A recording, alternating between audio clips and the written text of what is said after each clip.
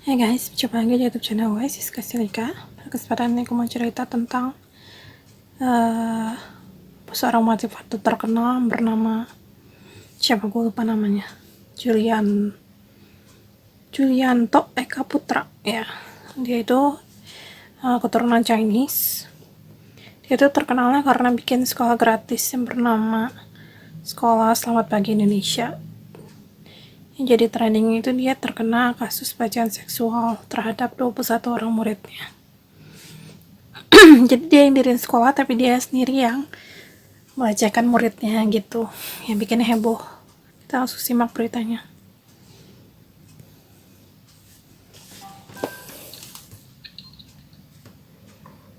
Nah, ini dia lagi di seminar gitu, Parenting and Teaching.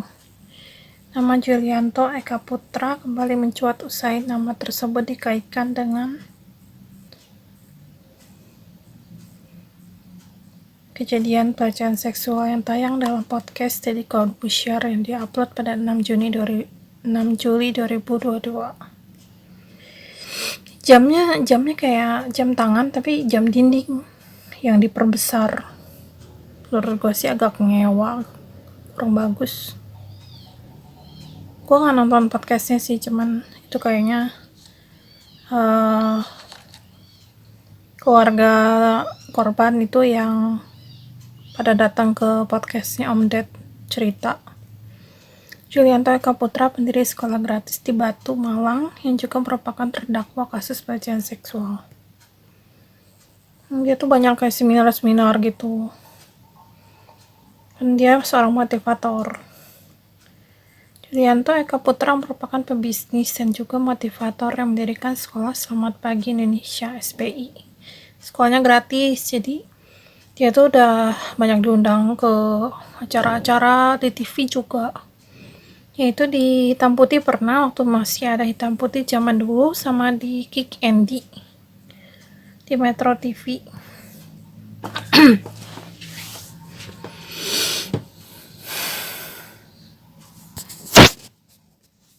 Julianto Eka Putra terjerat kasus pelecehan seksual pada Juni 2021.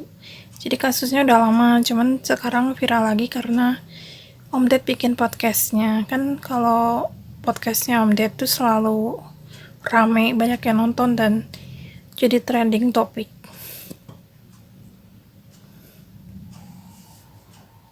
Si Julianto ini dipanggilnya Kojul gitu. Ia dilaporkan melakukan pelecehan hingga ruda paksa pada murid maupun alumni sekolah yang ia dirikan. Ruda paksa itu tuh perkosaan. Itu bahasa halusnya yang kalau sekarang. Bahasa Indonesia halus. Korbannya mencapai 21 orang. Menurut kompas.com. Ya, makanya itu dibilang di headline berita itu katanya korbannya mencapai puluhan orang. Nah, kalau di sini ada angka pastinya itu 21 orang. Gila, banyak banget ya. Dan katanya tuh dari tahun 2009 kalau nggak salah, atau 2019 gitu, gue lupa. Tapi gue baca sih kalau nggak salah dari 2009 deh. Jadi udah lama baru ketahuan, makanya dari selang waktu segitu lamanya jadi udah banyak korbannya sampai mencapai 21 orang kayak gitu. Dilaporkan tribunnews.com sebelumnya, setelah kasusnya terbongkar, Julianto Eka Putra digiring hingga ke pengadilan. Padahal kan dia punya istri, punya anak, tapi cabul ya. Masih mencabuli anak di bawah umur juga, ya ampun. Sedihnya. Saat ini statusnya sudah terdakwa dan sampai Maret 2022 lalu masih menjalani persidangan. Gue tuh suka heran kalau misalnya orang banyak duit, terutama cowok, ntar pasti larinya jadi ke cewek. Antara punya selingkuhan, atau punya istri banyak, atau suka main pelacur, atau apalah aneh-aneh gitu loh. Kalau cowok tuh banyak duit biasanya kayak gitu. Kalau cewek banyak duit, bisa aja punya selingkuhan atau pacar di luaran, atau belanja gila-gilaan. Jadi kayak hidup mewah gitu. Jadi kalau orang udah kaya biasanya pikirannya macam-macam, terus jadi jahat, berbuat dosa, segala macam gak jelas.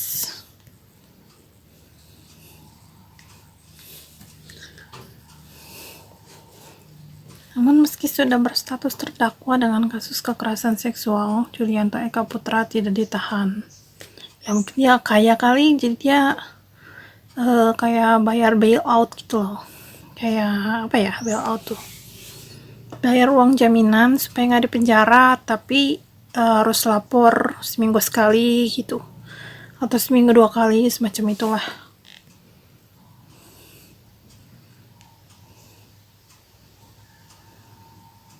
Atau dia bisa aja nyogok apalah itu pihak kepolisian atau apa supaya dia nggak di penjara, kan bisa.